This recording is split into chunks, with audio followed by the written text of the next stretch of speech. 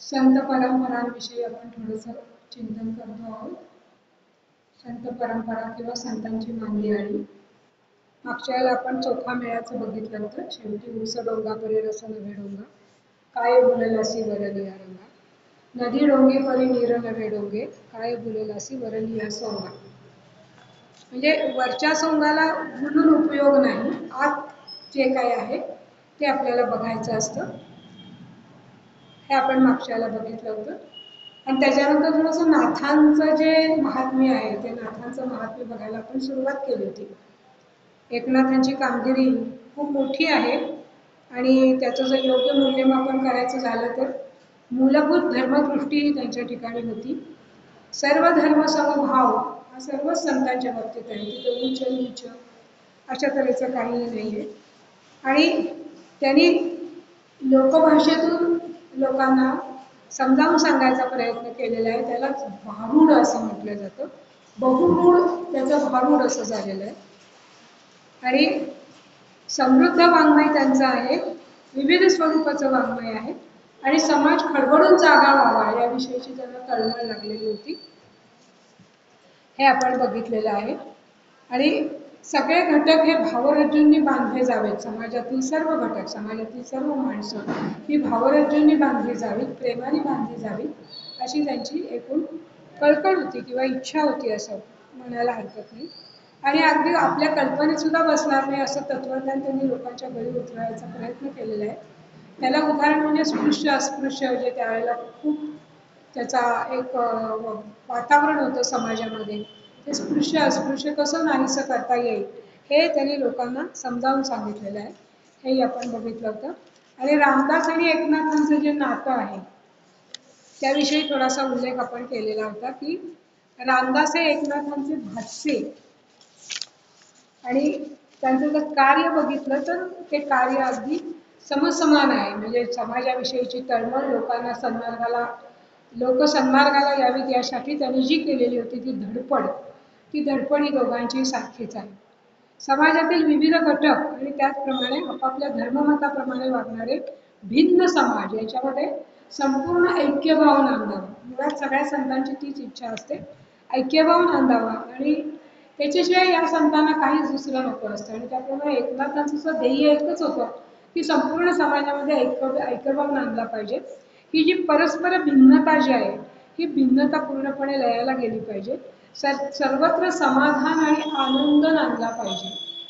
हे बेसिक आहे. समाजामध्ये जर समाधान आणि आनंद असेल तर तो समाज आपण असं म्हणतो की तो आरोग्य आहे किंवा त्याला एक हेल्दी समाज आपण सकोप जो आहे निकोप समाज आहे तो असं आपण म्हणू शकतो. तर हीच कळकळ ही नाथांना पण लागलेली होती.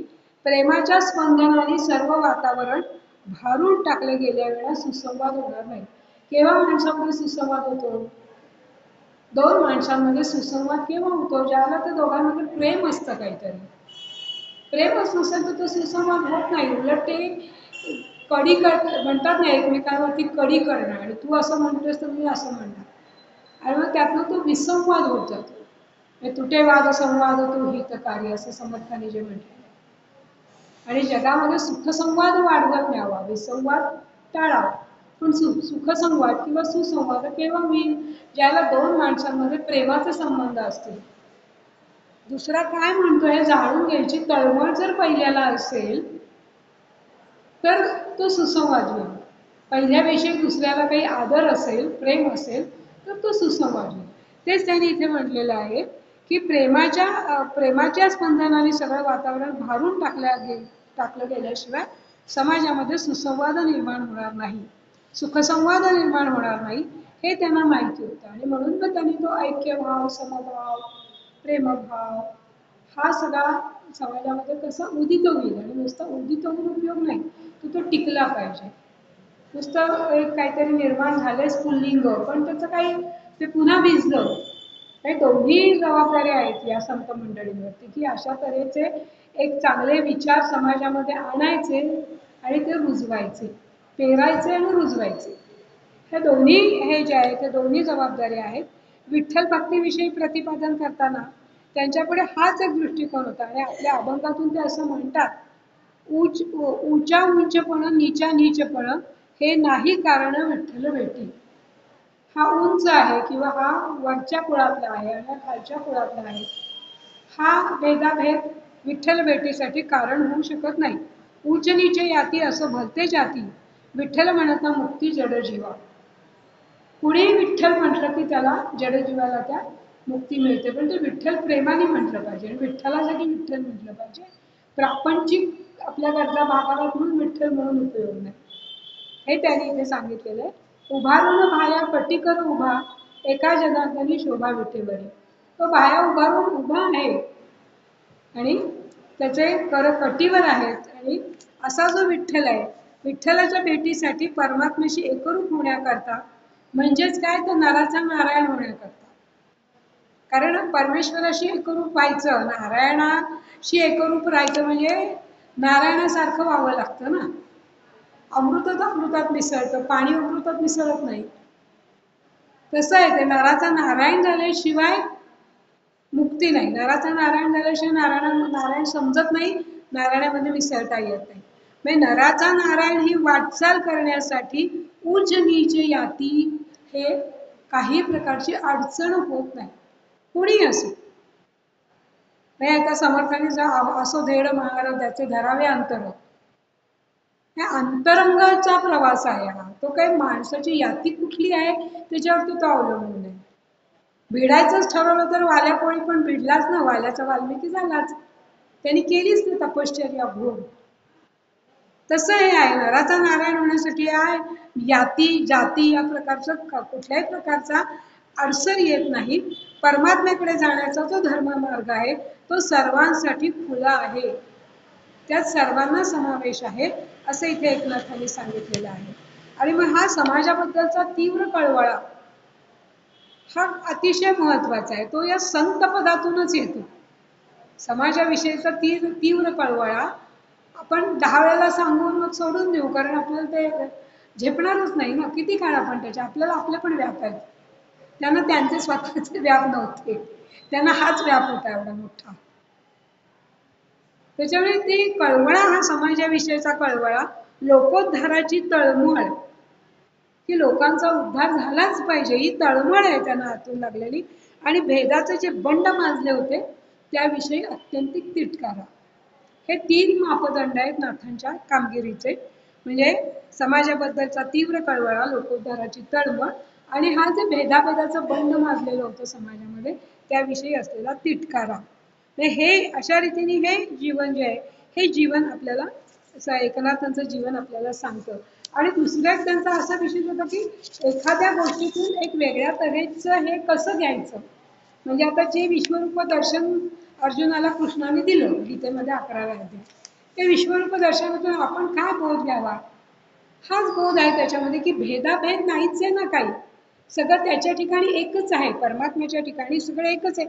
हेच विश्वरूप दर्शन दाखवून कृष्णाने अर्जुनाला दाखवलेलं आहे, की सगळे माझ्या ठिकाणी मिळालेले आहेत. अभेद अद्वैत हे केवळ अद्वैत आहे आणि त्याचं दर्शन याच्यामध्ये झालेलं आहे विश्वरूप दर्शनामध्ये. आता अशा तऱ्हेची ही सौंदर्य स्थळ त्यांचं जे भावार्थ रामायण आहे नाथांचं, त्यांचं वाङ्मय खूप अमाप आहे. आणि भावार्थ रामायणामध्ये सुद्धा अशा तऱ्हेची सौंदर्य स्थळ, म्हणजे याला थोडक्यात सांगायचं म्हणजे वाचता वाचता आपल्याला काहीतरी एक वेगळे दृष्टिकोन प्राप्त होतात. त्यांचं वाङ्मय वाचताना काहीतरी वेगळे दृष्टिकोन आपल्याला प्राप्त होतात, अशा तऱ्हेचा त्यांचा विचार असतो आणि तो विचार ते लोकांना देऊ इच्छितात. एखाद्या प्रसंगाचा व घटनेचा वेगळाच अर्थ उलगडून दाखवणे हे एक नाथांचं आगळेपण आहे. हा जो विचार आहे, लोकांविषयीची तळमळ, ती कुठेच दडून राहत नाही. सामान्य माणसाचे अज्ञान दूर करण्याची त्यांची तीव्र इच्छा. आणि आणखीन एक संतांचा विशेष असतो, तेच इथे नाथांचे विशेष सांगितलेलं आहे, की दुसऱ्याच्या दुःखाने दुःखी होणं. दुसरा दुःखी फार अवघड आहे. दुसऱ्याच्या आनंदात सामील होता येतं, पण दुसऱ्याच्या दुःखात दुःखी होणं हे अतिशय अवघड आहे. दुःखी होणं, डोळ्यात पाणी येणं, अस्वस्थ होणं आणि मग त्याचं दुःख निवारणासाठी काही ना काहीतरी करणं, हे आपोआपच ते सगळं त्याच्यामागे येतं. त्याच्यामुळे दुःखात दुःखी होण्याची त्यांची प्रवृत्ती, समाजातील अपप्रवृत्तींबद्दल त्यांना वाटणारा तीव्र खेद, हे सगळं त्यांच्या त्या कामामध्ये येतं किंवा त्यांच्या कार्यामध्ये येतं. ज्ञानदेवांनी जी ज्ञानेश्वरी लिहिली गीतेवरची टीका, ती शके 1212 मध्ये लिहिली. आणि तुम्हाला सगळ्यांना गोष्ट मे बी माहिती पण असेल की त्यांना स्वप्नात दृष्टांत झाला. ज्ञानदेवानी त्यांना सांगितलं की मला एक मुळी टोचतीये गळ्यापाशी, तर ती तू दूर कर. मग त्याने ते समाधिस्थान हुडकून काढलं. त्यांना खूप त्रास झाला त्यावेळेला. म्हणजे ते वर्णन ऐकताना आपल्याला काटा येतो. आता आपल्याला आळंदी इतकी सगळ्या सुविधांनी अशी दिसतीये, सुविधांनी युक्त अशी. पण प्रचंड जंगल होतं, चिखल होता, ते सगळं तुडवून ते समाधी शोधत गेले. आणि मग त्याने ती मुळी दूर केली. आणि मग ज्ञानेश्वरीमध्ये सुद्धा जे काही चुका होत्या, जे काही पाठभेद झालेले होते, जे जे काही इतरांनी काहीतरी मिसळलं होतं, त्या सगळ्याची शुद्धी ही नाथांनी शके 1506 मध्ये केलेली आहे. म्हणजे दोघांच्या दरम्यान सुमारे 300 वर्षाचा कालखंड गेला. आणि या अवधीत संत मेळाने लोकांच्या मनात समता रुजवण्याचा प्रयत्न केला. म्हणजे ही समता किंवा साम्य, सगळ्यांच्या प्रती एक भाव, ऐक्यभाव हा त्यांनी रुजवण्याचा प्रयत्न केला. नामदेव, एकनाथ, रामदास, तुकाराम यांच्यामध्ये आणखी एक विशेष पाहावयास मिळते, म्हणजे त्यांनी केलेल्या हिंदी रचना. आता हिंदी रचना करायचं काय कारण असेल? मराठी भाषा सोडून हिंदी रचना करण्याचं कारण काय असेल? तर हे जे तत्वज्ञान आहे महाराष्ट्र बाहेर पण गेलं पाहिजे ना. भाषा आहे, माध्यम आहे. महाराष्ट्राबाहेरच्या लोकांना जर मराठी भाषा कळत नसेल तर आपल्याला हिंदीमध्ये हे सगळं केलं पाहिजे. आणि या लोकांचं स्फुरण आहे.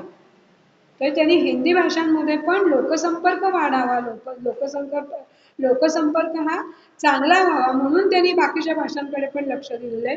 तोही त्यांना महत्वाचा वाटलेला आहे. म्हणजे हा जो आहे, आणि सगळ्या ग्रंथांचं संस्कृतमधून मराठीत भाषांतर करणं, हे पण मागच्या वेळेला बघितलं होतं. म्हणजे नुसतं लोकांना संस्कृत कळत नव्हतं असं नाही, पण जे विद्वान पंडित होते ते लोकांच्या अज्ञानाचा फायदा घेऊन त्या संस्कृत वाङ्मयाचे वेगळ्याच प्रकारे काहीतरी प्रचार प्रसार करत होते. आणि मग लोक जागी व्हावीत असं स्वाभाविक या संतांना वाटलं.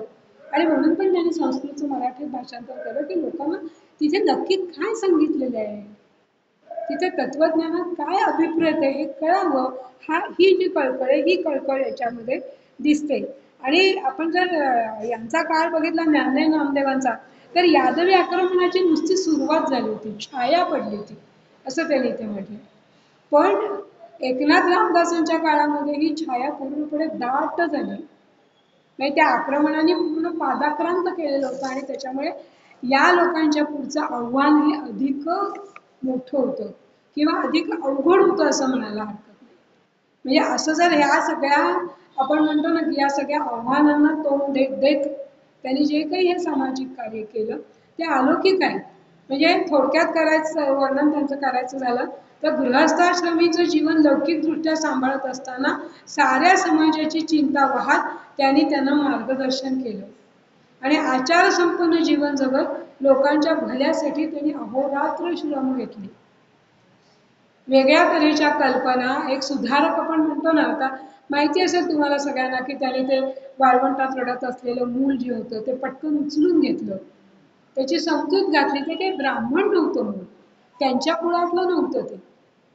किंवा ज्याला ते पक्वान्न केली होती श्राद्धाची, त्याला ते त्यांनी या खालच्या अंत्यच्या आपण जे त्यावेळेला जो आपण म्हणतो स्पृश्य जे होतं त्या लोकांना त्यांनी घरी बोलून जेवण दिलेलं. त्याच्यावरच त्यांचं आणि त्यांच्या मुलाचं जे काही वितुष्ट आलं त्या दोघांमध्ये, बापलेकांमध्ये, त्याचं कारण तेच होतं. हे अशा वेगळ्या तऱ्हेच्या कल्पना रुजवत लोकांना त्यांनी संपन्न करायचा प्रयत्न केला. एक सामाजिक दृष्ट्या, भावनिक दृष्ट्या हा जो त्यांचा सगळा प्रपंच आहे किंवा ती सगळी खटपट आहे, आचारसंपन्न जीवन जगत ते लोकांच्या भल्यासाठी अहोरात्र श्रम वेचत राहिले आणि पावलं टाकत राहिले. असं असामान्य व्यक्तिमत्व आहे नाथांचं होतं. लोकोद्धारासाठी तळमळणारी प्रभावी लेखणी. आपण मगाशी बघितलं की त्यांनी खूप प्रकारचं काव्य लिहिलेलं आहे, खूप मोठं वाङ्मय त्यांचं आहे. म्हणजे एकनाथांच्या वाङ्मयाचा अभ्यास करायला 5 वर्ष लागतात. पैठणच्या त्या परीक्षा आहेत काहीतरी, मी आमच्याकडे बऱ्याच केलंय काही जणांनी. चिकाटीने 5 वर्ष अभ्यास करायचा असतो. ज्ञानेश्वरी किंवा दासबोध अभ्यास सुद्धा 3 वर्ष घेतात. तुकाराम गाथा हे सगळं साधारण तुकाराम गाथा आणि ज्ञानेश्वरी प्रबोध तर आपल्याकडे वर्ष सव्वा वर्षामध्ये होतं, वर्ष सव्वा वर्ष, 1.5 वर्ष. पण नाथांचं वाङ्मय अभ्यासायचं म्हटल्यानंतर सगळंच वाङ्मय, ज्ञानेश्वरांचं पण सगळं वाङ्मय अभ्यासाला गेलं तर बराच काळ लागेल. पण नाथांच्या परीक्षेमध्ये त्यांच्या सगळ्याच वाङ्मयावरच्या आहेत आणि त्याला 5 वर्ष लागतात. खूप खूप बराच वाङ्मयाचा त्यांचा पसार आहे. त्यांच्या म्हणजे लोकोद्धारासाठी तळमळणारी प्रभावी लेखणी, प्रवचन कीर्तनातून बहरत जाणारी त्यांची रसाळ वाणी आणि लोकोपकारी जीवनाची दृष्टी जी त्यांची होती, या सगळ्या आविष्कारातून किंवा या सगळ्या आविर्भावातून नाथांचं जीवन हे घडलेलं आहे. आता एकनाथांच्या पाठोपाठ येतात तुकाराम महाराज, ज्यांनी भागवत धर्माची ध्वजा आपल्या अत्यंत रसाळ आणि मराठमोळ्या वाणीने घराघरात पोहोचवलेली. म्हणजे तुका झाला असे कळस असं आपल्याकडे म्हणतात ना. ज्ञानदेवे रचिला पाया, नाथ झाले खांब आणि तुका झाला असे कळस. घराघरामध्ये भागवत धर्माची ध्वजा त्यांनी पोचवलेली आहे. कोणी? तुकाराम महाराजांनी. म्हणजे आपल्या मराठमोळ्या वाणीने घराघरात त्यांनी ती नेलेलं आहे. परिणामकारी परंतु तितक्याच सुलभ विवरण पद्धतीमुळे लक्षावधींच्या मुखात तुकारामांची वचने आणि अभंग स्थिरावलेले आहेत. तुकारामांचे अभंग आहे जास्त सुभाषित, ज्याला आपण म्हणतो, किंवा ज्याला हे प्रचलित सहज बोलता बोलता माणूस बोलतो, अशी जी आहेत ही तुकारामांची वचनं आहेत, अभंग आहेत. एकदम मान्य, की जी एक भूमिका आज म्हणजे एकदम मान्य अशी भूमिका, त्यांची भूमिका पाहायला मिळते. त्याचे कारण तुकोबांचे अभंग म्हणजे शाश्वत ज्ञान आणि सिद्धांतमय वाणी अशा स्वरूपाचे आहेत. नाहीतर त्यातलं थोडंसं आपण बघूया त्यांचं जे काही आहे, काय आपल्याला बघता येईल, थोडंसं एक उदाहरण दाखल.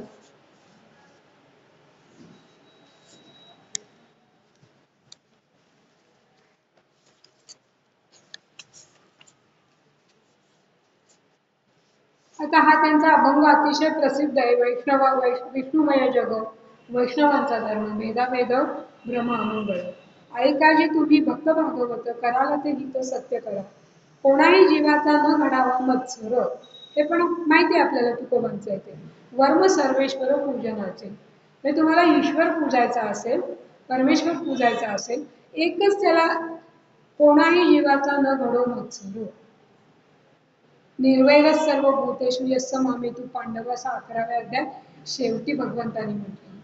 सर्व भूतांच्या प्रति निर्वैरता, तेच इथे आहे, कोणाही जीवाचा न घडो मत्सर. वर्म सर्वेश्वर पूजनाचे, तुका म्हणे एका देहाचे अवयव, सुख दुःख जीवा भोग पावे. हे एका देहाचे अवयव आहेत सगळे, त्याच्यामुळे कुणाला असं कमी लेखणं, कुणाला जास्त लेखणं असं करू नका. कोणाला जवळ करणं, कोणाचा मत्सर करणं, कोणाला दूर रोखणं, कोणाची जास्तच गळ्यात पडणं, अशा तऱ्हेचं करू नये. मी तुकारामांचा अभंग म्हणजे भक्ती मार्गाचा सिद्धांत शिरोमणी आहे. 8 चरणात त्यांनी सर्व मोक्ष मार्गाचं परम रहस्य सांगितलेलं आहे. धर्माची धारणा विश्वात्मक जाणीवेतच असते. विश्वात्मक जाणीव म्हणजे काय? तर मी तू पण संपलं पाहिजे, ही विश्वात्मक जाणीव आहे. ज्याला विश्वात्मक जाणीव आहे त्यालाच समजतं विष्णुमय जग, वैष्णवांचा धर्म काय आहे, त्याला ज्याला विश्वात्मक जाणीव आहे त्यालाच ते समजतं. जेथे मी तूपणाचा भेद आहे तेथे भ्रम आहे, ते असत्य आहे सगळं, ते भ्रम आहे. तिथे भ्रम आहे किंवा गोंधळ आहे, कन्फ्युज स्टेट ऑफ माइंड. व्यक्ती वेगळे आहेत अशी चुकीची समजूत आहे. तसेच वेगवेगळ्या देवतांची रूपे आहेत, त्या देवता मुळात वेगळ्या असतात असा पण गैरसमज आहे ना. गणपती वेगळा, देवी वेगळी, दत्त वेगळा, वेगळे वेगळे देव आपण, पण तसं नाही आहे. हे देव सगळे मूळ एकच आहे. नमस्कार कोणाही देवास केला, पर्यंती तो पोचतो केशवाला. हा भाव दृढ झाला पाहिजे मनामध्ये. नाहीतर मग याची पूजा केली, त्याची पूजा केली, पण त्याला चालत नाही, याला चालत नाही, याला पूजन केलं तर त्याचं कोप होतो. तर अशा तऱ्हेचं हे असू नये. सगळे देवदेवता एकच आहेत, हे त्यांनी इथे सांगितलेलं आहे. जेथे उच्च नीच भेद, जाती भेद, आपला परका असा भेद आहे, तेथे माझा मार्ग चांगला आणि तुझा मार्ग खोटा असा द्वेष मत्सर भेदभाव आहे. आपण बघतो ना लौकिक जीवनामध्ये सुद्धा, माझं ते सगळं चांगलं आणि त्याचं हे स्वाभाविकच होतं ज्याला मी तू पण येतं त्याला. कारण शेवटी मी आणि माझं हा एक वेगळाच प्रांत आहे आणि तिथेच भ्रम आहे, तिथेच अमंगळता आहे, असं त्यांनी इथे सांगितलेलं आहे. विष्णूच्या पूजेत तो सर्वांचा ईश्वर आहे असा भाव असतो, पण वैष्णव वेगळे, शैव वेगळे, सौरमार्गी वेगळे, शाक्त वेगळे, गणपत्य वेगळे, रामभक्त वेगळे असा भेदभाव असेल तर जगच विष्णुमय आहे हे सत्य डोळ्याआड होते. विष्णुमय जग वैष्णवांचा धर्म, हे सगळे एक आहे. पण जर तुम्ही असे आपण म्हणतो ना पंथामध्ये भेद असतात ना, शैवपंथी आहेत, दिलंय त्यांनी ते, सौरमार्गी आहेत, शाक्त वेगळे आहेत, गाणपत्य वेगळे, जे आपण आता बोललो ते रामभक्त वेगळे आहेत. एका देवाची पूजा केली तर दुसऱ्या देवाचा कोप होईल का काय असं आपल्याला भीती वाटते. ही सगळी भीती जी आहे ना मनातली ती यातनच निर्माण होत असते. भ्रम आणि गोंधळातून संदेह आला की भीती आली, शंका आली की भीती आली, म्हणून तर संदेह मोडले पाहिजेत सगळे आणि ठाम झालं पाहिजे. हा जो विचार आहे हा त्याने इथे सांगितलेला आहे. म्हणजे अहो वैष्णव हो, जे काही कर्म कराल ते सत्याला स्मरून हिताचे असेच करा. भेदबुद्धी असत्य आहे, जग विष्णुमय आहे असे मानणे हाच खरा वैष्णवांचा धर्म आहे, हे त्यांनी इथे सांगितलेलं आहे. आणि एका सर्वेश्वराच्या शरीराचे हे सगळे अवयव आहेत. सर्व प्राणी म्हणजे हे सगळे एका माणसाच्या सॉरी ईश्वराच्या शरीराचे अवयव आहेत. एक मिनिट, आम्ही बाहेर आहे जरा, नंतर करते.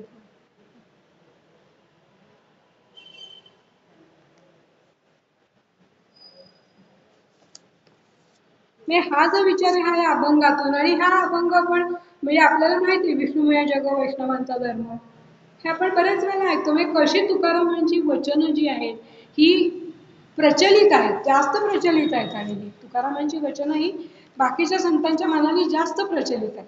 आता शुद्ध बीजापोटी फळे रसाळ गोमटी हे पण आपण खूप वेळा ऐकतो. मुखी अमृताची वाणी देह देवाचे कारणी, सर्वांग निर्मळ चित्त जैसे गंगाजळ, तुका म्हणे जाती ताप दर्शने विश्रांती. आता शुद्ध बीजापोटी फळे रसाळ गोमटी, कुठेही जो जी पूर्वपीठिका आहे, पूर्वीची बैठक आहे, ती जिथे जिथे खूप मंगल आहे किंवा खूप पवित्र आहे किंवा खूप साधनम आहे, तिथे तिथे या संतांचे जन्म झालेले आहेत, हे त्यांना इथे सांगायचं. हा प्रसिद्ध अभंग आहे आणि पहिला चरण तर मराठी भाषेत सिद्धांत रूपच वापरतात, शुद्ध बीजापोटी फळे रसाळ गोमटी. हे आपण नेहमीच जे आहे ते ऐकत असतो किंवा आपण म्हणत पण असतो बरेच वेळेला. पुरुष किंवा सद्गुणी स्त्रिया पूर्वापार जन्मत आल्या, त्या कुळात थोर अवतारी व्यक्ती जन्माला येतात हे सत्य आहे. म्हणजे शास्त्राप्रमाणे ज्या कुळात उत्तमोत्तम पुरुष, कुणाची तुम्ही जर कुलपरंपरा बघितली, ज्ञानदेवांची घ्या, रामदासांची घ्या, तुकारामांची घ्या, पिढ्यानपिढ्या विठ्ठल भक्ती चालत आलेली आहे त्यांच्याकडे, आणि त्यातनं त्यांचे हे अवतार झालेले आहेत. म्हणजे तुकारामांच्या कुळातील पूर्वज हे अनेक पिढ्या विठ्ठल भक्त होते, संत ज्ञानेश्वराच्या कुळातही अनेक पिढ्या भक्तिमार्गातील उपासक होते, आणि नंतर त्या कुळात ज्ञानेश्वर आणि इतर 3 भावंड जन्माला आलेली आहेत. संत कसे असतात, त्यांचे बोलणं मधुर असतं, हितकारक असतं, अमृतासारखे कल्याणप्रद असतं. कल्याण फार महत्वाचे, जीवाचं कल्याण झालं पाहिजे, हे त्यांना त्या कल्याणाची तळमळ असते. देवकार्यासाठी त्यांचा देह कारणी लागतो, कारण संसारातील छोट्या गोष्टींमध्ये त्यांना रस नसतो. केव्हा मनुष्य देवकार्याला लागेल किंवा केव्हा लोककार्याला लागेल, ज्याला संसारातील छोट्या छोट्या गोष्टींचा रस संपतील तेव्हा तो देवकार्याला लागेल. आपले ते रसच संपत नाहीत ना, चालू असतं एकामागे एक काही ना काहीतरी, आपल्याला वेळ नाही, आपल्याला एनर्जी नाही, किती थकून जातो आपण संध्याकाळी आणि रात्री, नुसते आपण अचंबित होतो लोकांची कार्य बघून, पण वी कांट डेअर, आपण नाही धाडस करू शकत. कारण आपल्याला त्यांनी तेच म्हणले की संसारातल्या गोष्टींमधला रस संपत नाही तोपर्यंत आपल्याला हे आपण करू शकत नाही. आणि या लोकांचं पूर्णपणे वेगळं असतं, ते शुचित्व संपन्न असतात, शरीराने ओंगळपणाने राहत नाही, त्यांचे चित्तही गंगेच्या पाण्यासारखे निर्मळ व पावन असते, हे त्यांनी इथे मुख्य सांगितलेलं आहे. आणि मग त्यानेच लोकांना म्हणजे लोकांच्या मनातील चिंताही दूर होतात, त्यांची नुसती कृपादृष्टी पडली, त्यांचं नुसतं बोलणं ऐकलं तरी सुद्धा. असे हे संत जे आहेत याला पूर्वजन्मीचं कुळ खूप महत्वाचं आहे. कारण जे शरीर भावना व मनोमय कोश अवतारी कार्याला आवश्यक असतात त्याची उपलब्धता त्या कुळात जास्त असते, जिथे पवित्र कुळ, शुद्ध बीजापोटी फळे रसाळ गोमटी, जिथे शुद्ध बीज आहे तिथे या सगळ्या शक्यता जास्त आहेत की शरीर, भावना आणि मनोमय कोश अवतारी कार्याला सुद्धा या सगळ्याची एक विशिष्ट बैठक लागते, तयारी लागते. ती सगळी जिथे शुद्ध बीज आहे तिथे हे शक्य आहे असं त्यांना इथे सांगायचं आहे. आणि आणखीन एक आपण त्यांचा बघू, तोही सर्वश्रुत आहे. सुख पाहता जवा पाडे दुःख पर्वता येणारे, हे पण आपण नेहमीच म्हणतो. धरी धरी आठवण मानी संतांचे वचन, नेले रात्रीने ते अर्ध बाळपण जरा व्याध तुका म्हणे पुढा काना जुंती जशी मूड. या जगात मानवाला सुखापेक्षा दुःखच जास्त आहे. कशामुळे दुःख येतं माणसाला? कशाच्या मागून दुःख येतं? अपेक्षांच्या मागून दुःख येतं. अपेक्षा संपत नाहीत, अहंकार संपत नाही, तोपर्यंत दुःख संपत नाही. अपेक्षेचा भंग झाला, मला असं हवं होतं पण ते झालं नाही. म्हणून सर्व पर्यायांना खुलं असणं हा भक्ती मार्गातला किंवा परमार्थ मार्गातला खूप चांगला पर्याय. जे काही घडेल ते सुख दुःखे समे कृत्वा लाभा लाभो जया जय, किंवा मात्रा स्पर्शास्तु कोणते येऊ शीतोष सुख दुःखाला. येणार जाणार ना, सुख दुःख येणार जाणार, त्याने किती विचलित व्हायचं? चालूच असतं ते. आगमा पायी नित्यावस्थान तितिक्षस्व भटत.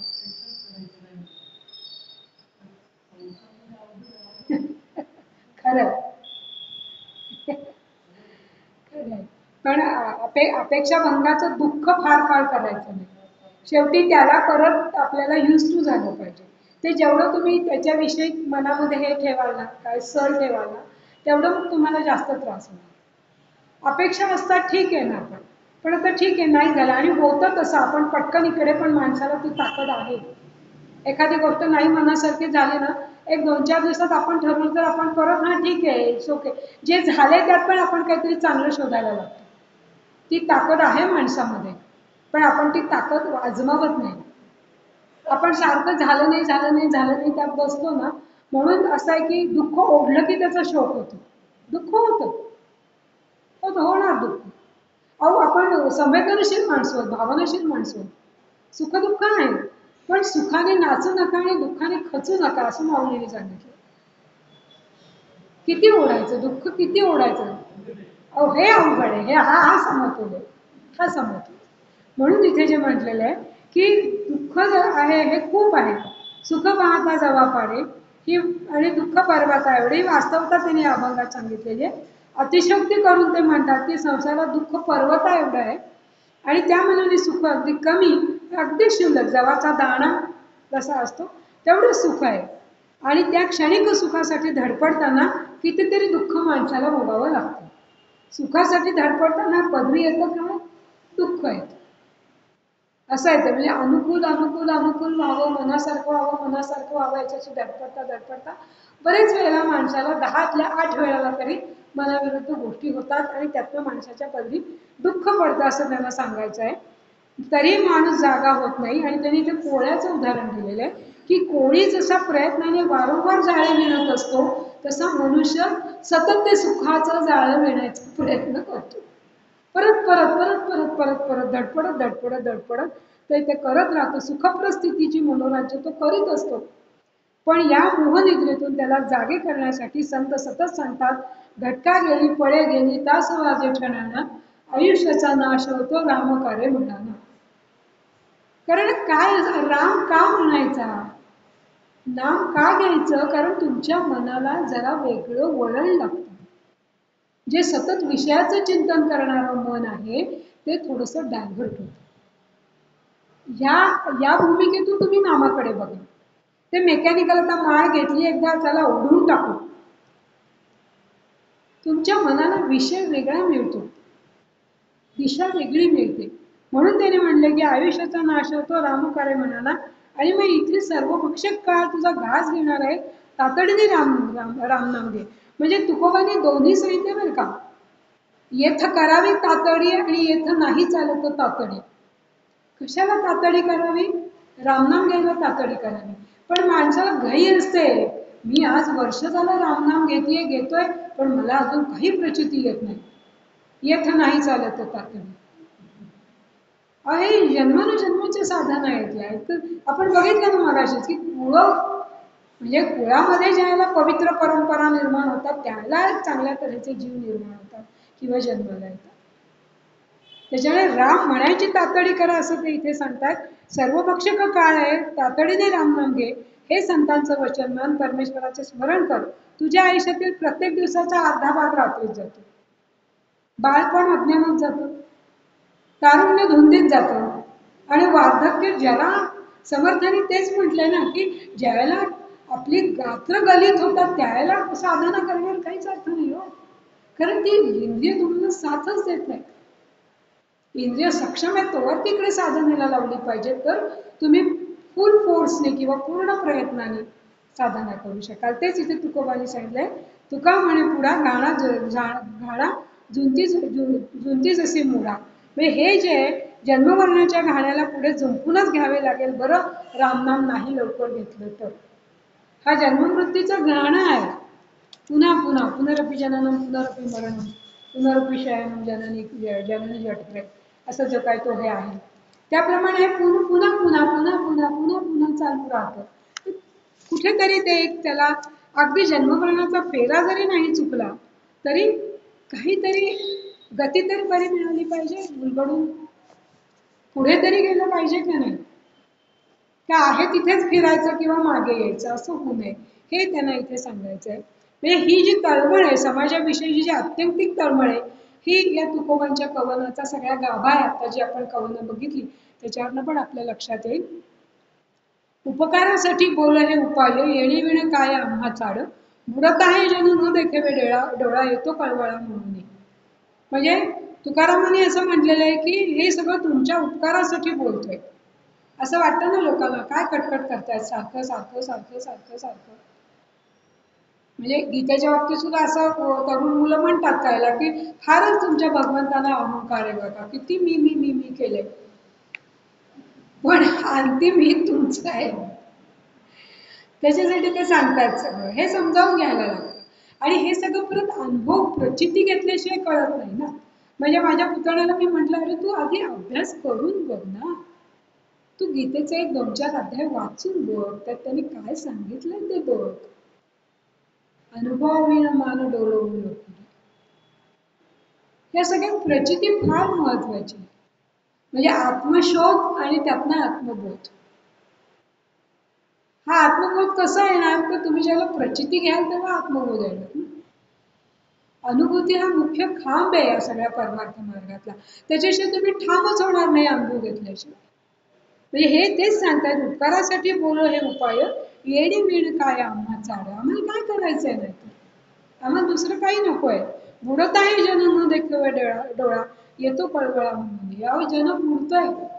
तुकारामांनीच म्हटलं ना, ब्रह्मरसाचं दुकान टाकलंय, ब्रह्मरस चाखायला कोणी येईल ना, काय करायचं. जसं गोंदवलेकर महाराज म्हणतात ना की गोंदवल्यात येऊन ही काय म्हणतात ते हिंग आणि मिरेच मागतात लोक.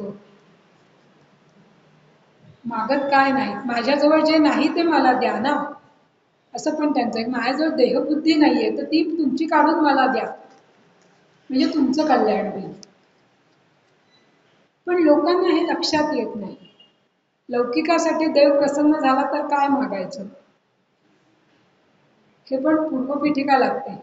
विवेकानंदांनी काय मागितलं, बुद्धी दे, ज्ञान दे, वैराग्य दे, ज्याला महाकाली प्रसन्न झाली. आणि हिरण्यकश्यपूने काय मागितलं की मला मरणच येऊ नकोस.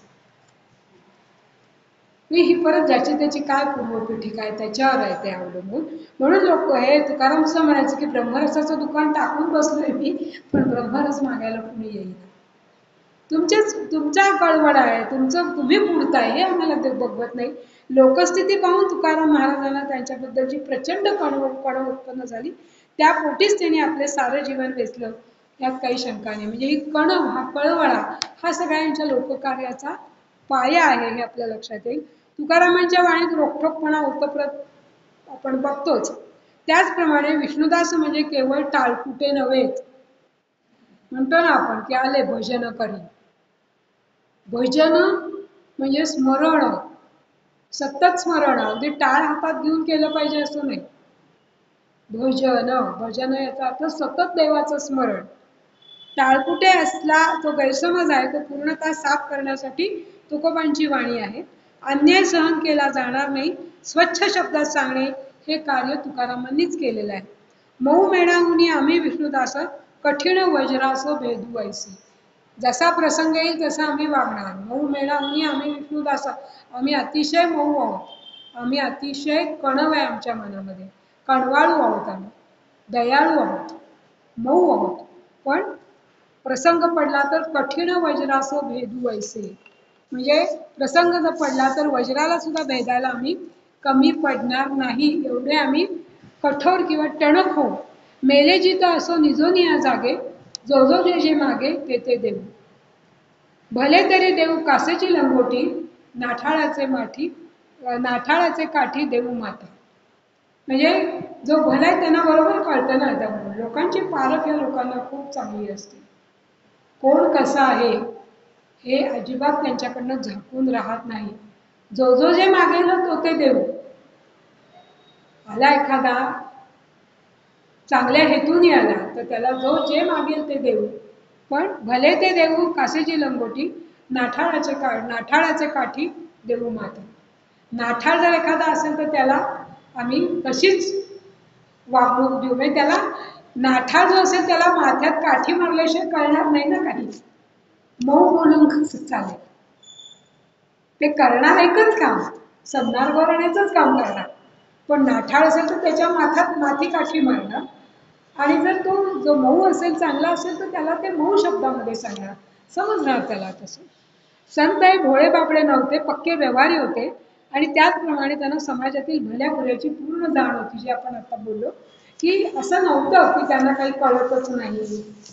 असं आपण म्हणतो ना, काय फिरतोय आपला, काय भगवी भगवी हे लावून, भगवी कपनी लावून फिरतोय, दाढी वाढवली आहे, काय माहित काय कळतं का नाही ते. पण तसं नसतं. जो खरा संत असतो ना त्याला सगळं कळतं. संतांची व्याख्या काय आहे? संतांची, जो जाणेल भगवंत त्याचे म्हणावे संत. सहज सोपी व्याख्या आहे. आणि भगवंताला जाणलेलं असल्यामुळे त्यांना बरोबर सगळं कळत असतं, काय आहे कसं आहे. त्याच्यामुळे ते भोळे बाबडे नसतात, भल्या बुऱ्याची पूर्ण जाण त्यांना असते. आणि तुकोबांनी हयातभर जे सांगितलं ते म्हणजे माय मराठीत सांगितलं, लोकभाषेत सांगितलं. आणि लोकांना परिचित व जे जे अनुभवातील विषय त्यांच्याद्वारा त्यांनी या वेदवाणीचा जो आहे तो उच्चार केलेला आहे. तुकोबा किती शिकलेले होते हा प्रश्न येत नाही का? या प्रश्नाला काहीच अर्थ नाही. त्यांनी जे काही ज्ञान प्राप्त करून घेतलं हे महत्वाचं आहे. कारण मनाची एक विशिष्ट उंची गाठली की ज्ञानाचा साक्षात्कार होतो. म्हणजे आपण जे मगाशी बोललो ना, नराचा नारायण कसा होऊ शकतो याचं पूर्ण आदर्श म्हणजे तुकारामांचं जीवन आहे. की जी काही त्यांनी ती यातायात केली साधनेसाठी ती खूप महत्वाची, आणि ती आपल्याला अतिशय मार्गदर्शक आहे.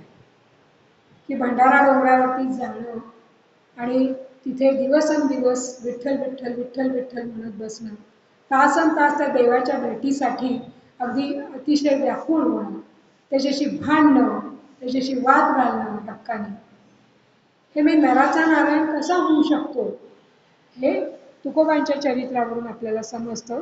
आणि याचे एक उत्कृष्ट उदाहरण म्हणजे महाराष्ट्राचा अनमोल ठेवा असणारी अभंगवाणी. म्हणूनच त्यांच्या संदर्भात असे म्हटले गेले आहे, जयाची वदे पूर्ण वेदांत वाणी, म्हणावे कसे हो तया लागी वाणी. वाणी म्हणजे ते वर्णानी वाणी होते, त्यांचा व्यापार होता असं म्हणतात. ज्यांची वाणी पूर्णपणे वेदांत वदत होती, वेदांत ज्यांना पूर्णपणे अवगत झालेला आहे.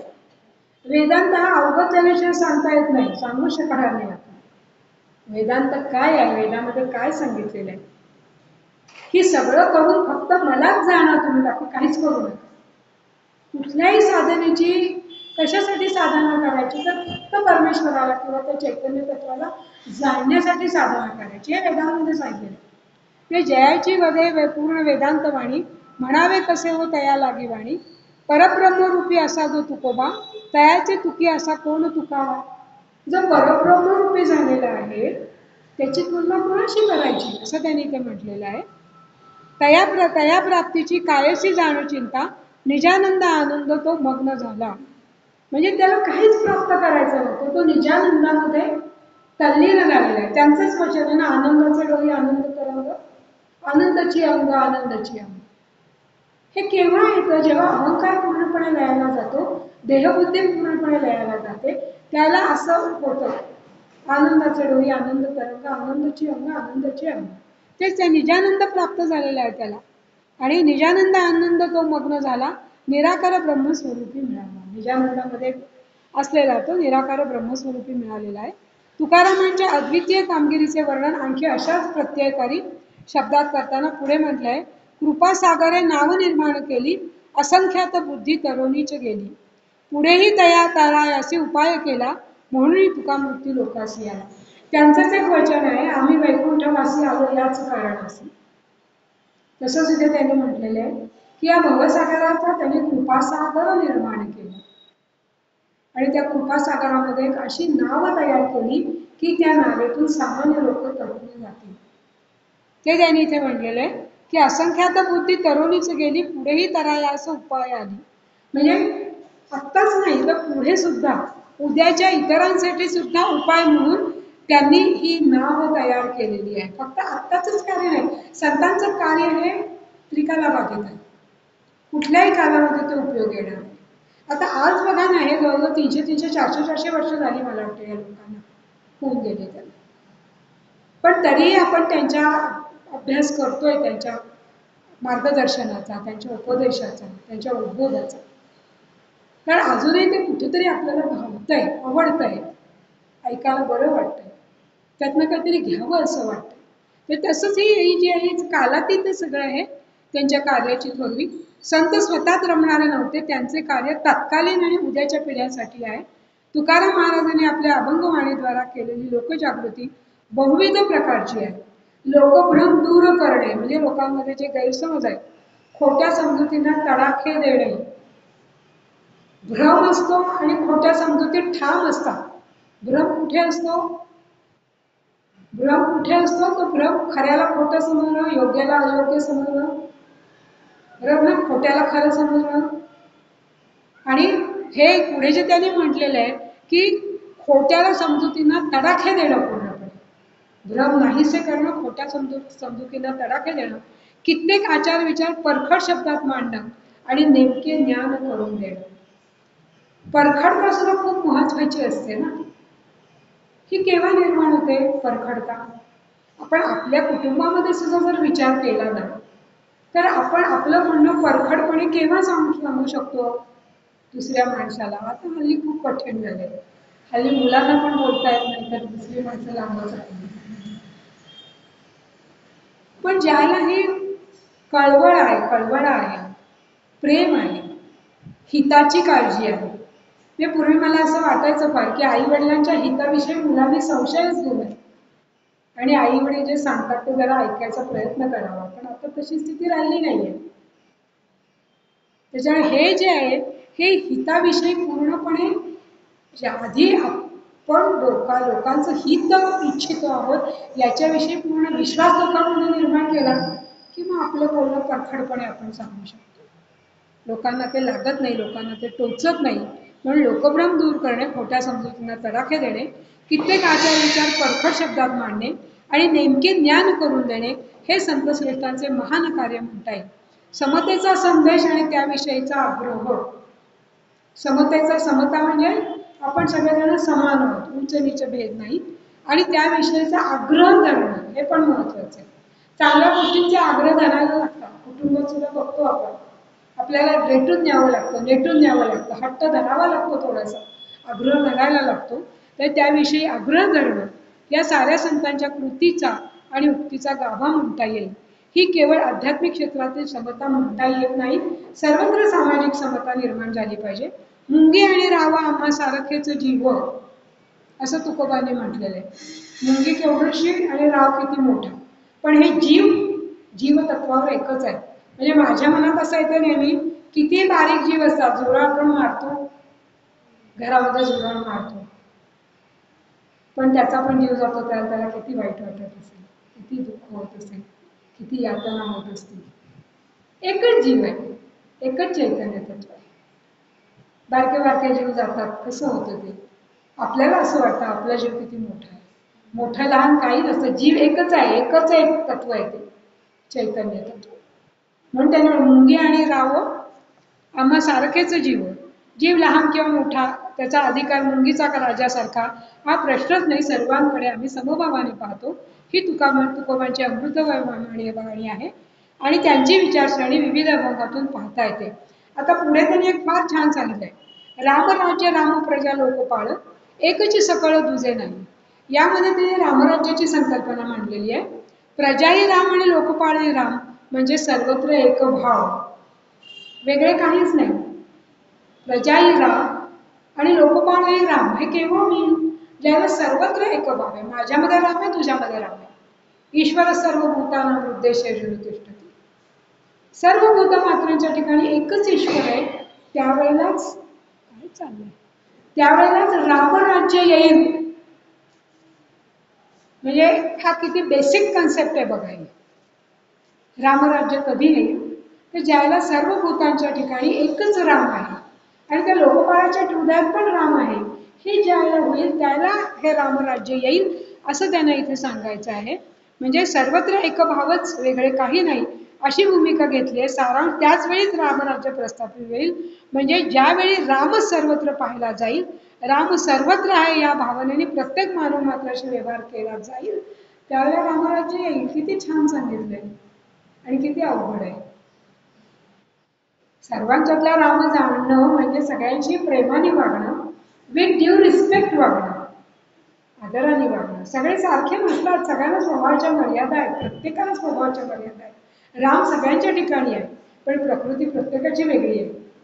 तरी ज्याला आपण एकमेकांना सांभाळून घेतो त्याला आपण त्यातला राम बघतो आणि आपल्याला राम आपल्याला जाणवत असतो. हे अगदी सरळ साधं सोपं आहे सांगायला आणि ऐकायला, प्रत्यक्ष करायला अवघड आहे. ही रामराज्याची संकल्पना एक फार छान त्यांनी इथे मांडलेली आहे. ज्ञानदेवादिक संतांनी महाराष्ट्रामध्ये 300 वर्षांहून अधिक काळ भागवत धर्माची जोपासना केली. भागवत धर्म म्हणजे समानता, हे मुख्य त्यांचं तत्व, समतेचा विचार, एकधर्म भावाच्या विचाराला चालना दिली. मराठून म्हणजे मायबोलीतून धर्मज्ञान त्यांनी सर्वांसाठी खुले केलं. हे खूप महत्वाचं कार्य आहे. विशिष्ट मर्यादित प्रदेशापुरती त्यांची दृष्टी कधीच नव्हती आणि सीमित नव्हती. नामदेवांनी उत्तरेकडे झेप घेतली. एकनाथांनी भागवताचा एकादशी स्कंद जो आहे तो त्यांनी काशी याच्यामध्ये नेला. त्यांनी काशीला नेऊन त्याची हे केली, मांजरा आहे बहुतेक त्याची त्यांनी पंडितांकडून शिफारस मिळवली. रामदासांनी तर काय सर्व भारतभर भ्रमण केलं आणि सगळीकडे त्यांनी 1100 मठांची स्थापना केली आणि तिथे महंत त्यांनी नेमलेले आहेत.